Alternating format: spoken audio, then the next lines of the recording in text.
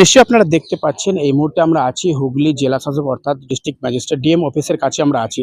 আজকে সারা ভারতবর্ষ জুড়ে একটা কয়েকদিন আগে যে ঝড় উঠেছিল ওয়াকফ বাতিল, ওয়াকফ আইন সংশোধনী আইনের নাম করে যে মুসলিমদের সম্পত্তিকে বিজেপি সরকার বা কেন্দ্র সরকার একটা যে চক্র চালিয়েছিল তার জন্য সারা ভারতবর্ষ জুড়ে একটা প্রতিবাদের ঝড় উঠেছিল।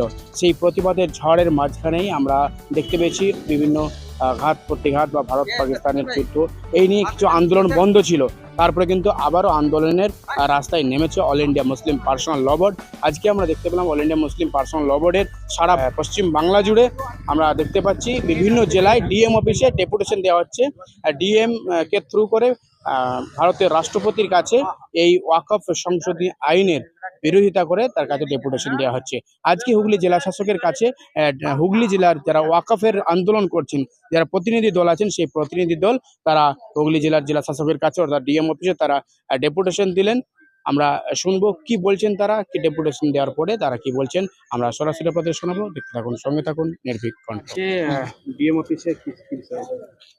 জি, আজকে অল ইন্ডিয়া মুসলিম পার্সোনাল ল বোর্ডে এক ঘোষিত কর্মসূচি ছিল যে প্রতিটা জেলার ডেপুটি ডিস্ট্রিক্ট ম্যাজিস্ট্রেটের মাধ্যমে রাষ্ট্রপতির কাছে আমাদের একটা ডেপুটেশন।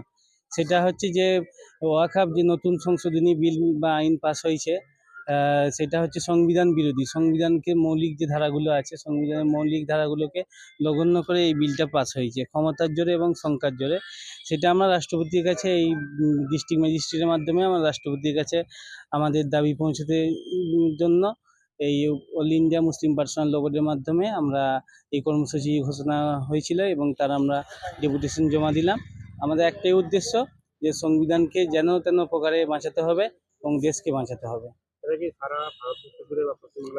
না, এইটা মূলত ওয়েস্ট বেঙ্গলের প্রতিটা জেলায় জেলায় হচ্ছে আজকের দিনে 3 তারিখে, এবং আগামী 13 তারিখে আর একটা প্রোগ্রাম আছে অল ইন্ডিয়া মুসলিম পার্সোনাল ল বোর্ডে কর্মসূচি আছে। সেই কর্মসূচিও আমরা ইনশাল্লাহ পালন করব শান্তিভাবে এবং গণতান্ত্রিক পদ্ধতিতে। হ্যাঁ, আমরা জেলার প্রতিনিধি দলে সকলেই এসেছিলাম। আমাদের মাঝে আছে আবু ইসাহক, মৌলানা আবু ইসাহক সাহেব আছেন, সৈয়দ সাইফুল্লাহ আছেন, আমাদের জামাত ইসলামী জেলা নাজিম আছেন, রফিকুল ইসলাম আছে, মোকাররবিন ভাই আছেন, আমাদের গুলাম মাহমুদ সাহেব আছেন, আরও অনেকেই আছেন। আমরা সকলেই মিলে আমরা শান্তিপূর্ণভাবে পুলিশের সহযোগিতায় আমরা ডেপুটেশন আমাদের জমা দিলাম। আমার নাম মোহাম্মদ রাকিব হক। আসসালামু আলাইকুম। আমরা এখানে এসেছি ডিএম অফিসে। আমাদের মুসলিম পার্সোনাল ল বোর্ড সারা পশ্চিমবঙ্গ ব্যাপী আজকের কর্মসূচি ছিল যে প্রত্যেক জেলার জেলা অফিসে ডিএম এর হাতে আমরা একটা মেমোরেন্ডাম দেবো, ডেপুটেশন যেটাকে বলা হয়। এই ডেপুটেশন আমরা রাষ্ট্রপতির কাছে পাঠাবো। এর মূল বিষয় হচ্ছে যে 2024 থেকে আরম্ভ করে 2025-এ যে ওয়াকফ অ্যামেন্ডমেন্ট বিল যেটা হলো, যেটা পাস হলো, সেটা ধ্বনি ভোটের মাধ্যমে পাস হয়েছে। কিন্তু আসলে দেখা যাচ্ছে যে সংবিধানের কতগুলো ধারাকে পুরোপুরি লঙ্ঘন করছে।